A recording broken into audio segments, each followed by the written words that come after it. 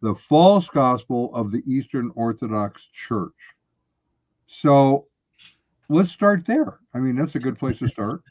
What is the false gospel, and why is it false, and how do we interact with somebody who is involved in one of the Eastern Orthodox traditions? Yeah, absolutely. So, the reason that I start with that chapter in the very beginning because it's tackling the most important issue of the doctrinal differences that we have with the Eastern Orthodox Church that are actually pertaining to salvation.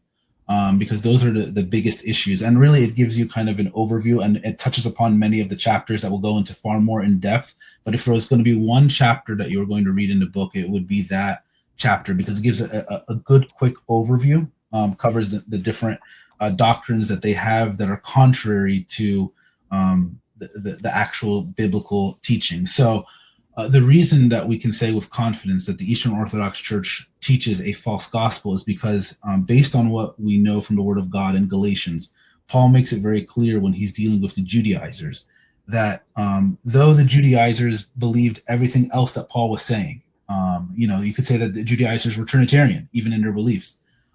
They added a few requirements. They added a few Jewish requirements, and they said that those were requirements for salvation.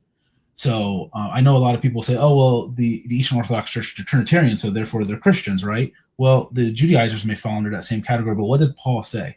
By adding even one thing to the gospel message, you're now teaching a different gospel. You can't Mhm. make a requirement of certain things and then say you're teaching the same. It's actually a false gospel, and there is no other gospel, but you're teaching a false gospel then. So the Eastern Orthodox Church is guilty of this.